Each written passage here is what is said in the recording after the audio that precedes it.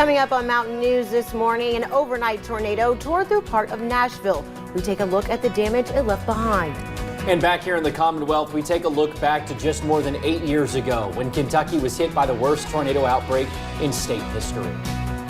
And as fears about the spread of the coronavirus continue to grow, we talked with local school officials to see how they are preparing for a potential outbreak. Dedicated to Eastern and Southern Kentucky, this is WYMT Mountain News This Morning. Good morning. It is 2 minutes after 6. I'm Will Puckett. And I am Lacey Roberts. Thank you for tuning in to Mountain News This Morning on this Tuesday. It is March the 3rd. And Lacey, I was worried about my hair when I woke up this morning because I had to run through the rain to get to my car. Mine too. I came with mine wrapped up, and the only person that saw that was Kelsey, because the last time I walked in yesterday with B-Rob, I did not want to be caught by anybody. See, I'm jealous because if I put anything over this hair, it's going to like mat it down and I look like a wet dog all day. No, I got you. It's not pretty. I got you. It's all right, we'll talk afterwards. It's so you can survive the rest of the day, and surviving the rest of the day means definitely having that rain gear, but B-Rob mentioned that we may not need it as the day goes on. Let's bring the big man in this morning. And Brandon, obviously a lot of our minds, thoughts, and prayers are to our neighbors down south, especially in central Tennessee and Nashville. But here at home, we had some storms overnight and are still struggling with a little bit of rain on the roads this morning. Absolutely. I talked about it earlier at 5 that there was one thunder blast there. I guess what to put it, thunder boomer earlier that literally shook the building and actually kind of startled me. And I was watching the radar at the time. So again, loud thunderstorms overnight, nothing severe in our area, but some ponding water and heavy rain still an issue on live pinpoint Doppler radar this morning. It's clustered mostly down into southern and southeastern Kentucky this morning and East Tennessee. So beware of that. Also parts of southwest Virginia. The most of the rain that's been through the Big Sandy has moved out. So we're going to continue to track that this morning. Of course, the severe weather was to our south. Williamsburg getting soaked right now. Barberville getting soaked right now. Just north of Middlesboro, going back toward Pineville and Harlan getting soaked right now, and then down toward Harrogate and La Follette and toward Tazewell and up toward London, just south of London there. Corbin getting soaked right now, and Somerset. Just be aware of that across the area in the south this morning. Temperatures in the 40s and 50s. Not a whole lot of movement. Forecast today, low 50s, I think, for the most part for this morning. The rain will become more scattered as we head toward the afternoon, and tonight we'll see clearing skies and temperatures getting down into the upper 30s for most. The extended forecast coming up here in just a little bit. Will? All righty, Brandon, thank you. Well, a large and dangerous tornado ripped through parts of Nashville overnight. Police have confirmed at least 2 deaths in the Music City and 3 more in Putnam County. The storms tracked through Middle Tennessee, leaving a trail of damage and destruction from the downtown area across several counties before finally ending near Cookeville. Several homes were damaged and numerous injuries are reported in Mount Juliet. Thousands are without power and shelters are open across the area for those who are left homeless. Officials are going to survey the damage and confirm the intensity of the tornadoes later on in the day. And back in Kentucky, yesterday marked 8 years since the worst tornado outbreak in eastern Kentucky's history. The National Weather Service says 4 separate tornadoes affected 9 different counties in our power to the state. Most of the widespread destruction was in West Liberty and Salyerville. And I talked with meteorologists about a day that many will never forget. 26 lost their lives and more than 200 injuries from 18 tornadoes statewide. 3 of the biggest tornadoes were in eastern Kentucky. Mountains by no means are a safe haven from tornadoes. Now, that statement alone may shock some of you with the misconception tornadoes gravitate towards flat land. We can get them really across all of eastern Kentucky. March 2nd, 2012 is proof. But still many questions remain. One question is how a tornado can last as it crosses the mountains. Do we have a strong cold front coming through, or are we going from afternoon where it's real hot and humid into the overnight hours where we're going to lose intensity? As we go into early spring, weather systems can intensify, potentially causing another issue. The West Liberty tornado was actually the longest track tornado in the entire country that year. Traveling 86 miles with an EF3 intensity.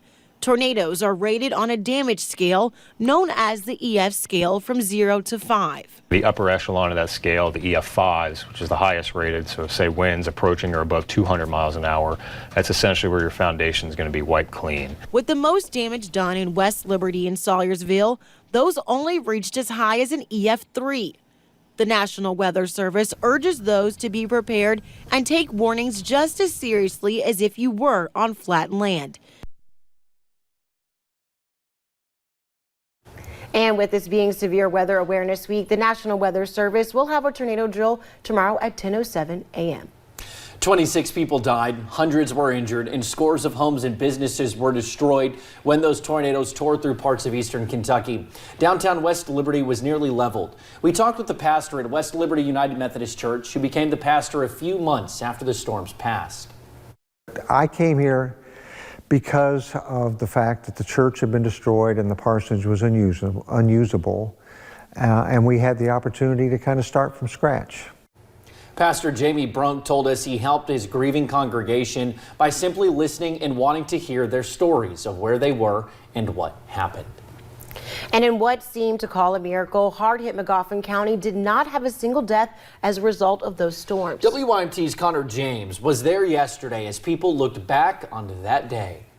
Please get into a safe location. The storms claimed lives across Kentucky. And that means it could run smack dab into the city of Salyersville. The devastation left behind unimaginable. I just thank God that He brought me through it. Communities barely recognizable. We don't have to have memorial services. We don't have to talk about the ones we lost. Charles Hardin, or Doc, served as Magoffin County's judge executive back then. Now he commits his time to taking care of patients here in Paintsville. And when you hear the stories about just all kinds of people who came so close to it, you know, it's a hand of God. 8 years ago, his mission much of the same. As the tornado hit, 25 people took cover in his basement. Some friends, some strangers. But right before the storm, notably along Salyersville's Restaurant Row, no idea. He alerted people like Robin Johnson. I've always heard people on TV say that they'll never forget that sound, but you never will. She was at her aunt's wake as the storm approached. She tried to make it to Doc's basement when she became trapped. Power lines had fell behind us, so we couldn't turn around and go that way. So we sat there and rode it out. As debris flew around, winds whirling up to 160 miles per hour, terrified, she sat stuck. I was worried about my family and my children, because I couldn't get a hold of my daughter at the time. She was on the other end of town, and just making sure everybody was okay. She was okay. In all, 26 people died across the Bluegrass that day. The building Robin now works in had the second floor ripped apart, but no one here in Magoffin County lost their lives. I just thank God for being able to be here to talk to you. In Salyersville alone, the damage was immense, but rebuilding would soon begin. And on that day, we in Magoffin, we in the region, we in the state, we took care of our own, and I'm so proud of them. Restaurant Row, once a reminder of the destruction, now bustling once again. In Salyersville, Connor James, WYMT Mountain News. On WYMT.com, we broke down the timeline of events on March 2nd, where we give you an hour-by-hour account of where tornadoes touched down across the mountains and just how much damage they left behind. And a warning for truckers driving through Middlesboro this morning. Transportation officials urge you not to access downtown US 25 East via Kentucky 74. It is because of scenes like this one last month where a truck could not clear the CSX bridge. Officials tell us it happens at least a few times a year. The clearance there is only 13 feet. And as fears of the coronavirus continue to spread across the United States, many are preparing should it come to eastern Kentucky. Schools are one of those places people are looking to. I went to Leslie County to learn how they are getting ready should they face a case of their own. The 2019-2020 school year for Leslie County has brought its fair share of sickness. You know, we've had to close already this year, for flu and, do a lot of precautionary measures. Now, with the stir surrounding the coronavirus, they are looking for some direction. A lot of it's from the Department of Public Health, and they'll decide, they can close schools whenever they want to. Daniel Day is the director of pupil personnel for Leslie County Schools. And while he knows there is uncertainty about the virus, they are working to get ahead of it. So it'll really be trying to figure out and just wait for them to tell us more stuff going forward. But like I said, we're really trying to be we're really trying to get ahead of it as much as possible. Right now, the school system is not treating this outbreak any different than common wintertime illnesses. It's basically a lot of the same things as you would do with flu. Tell your kids, make sure to always use soap, wash your hands. If you're sick, stay home. But they are taking it as an opportunity to educate kids on how to prevent the spread of something like the coronavirus. Whether it's something, a 5 or 10 minute thing in class, at the beginning of the day, just to ensure that we're doing the little things that we can do before anything happens. To help limit those who get sick and keep students in class so they can learn. Now, the Kentucky Department of Education sent out tips for how to try and prevent possible scares to superintendents across the state. And as the coronavirus continues to spread, the main concern here in Kentucky is still the flu. The latest numbers show nearly 2,000 new cases in the third week of February. 14 people died that week alone, bringing the total number of dead to 80. Several eastern Kentucky counties are still being hit hard, including Pike and Perry counties.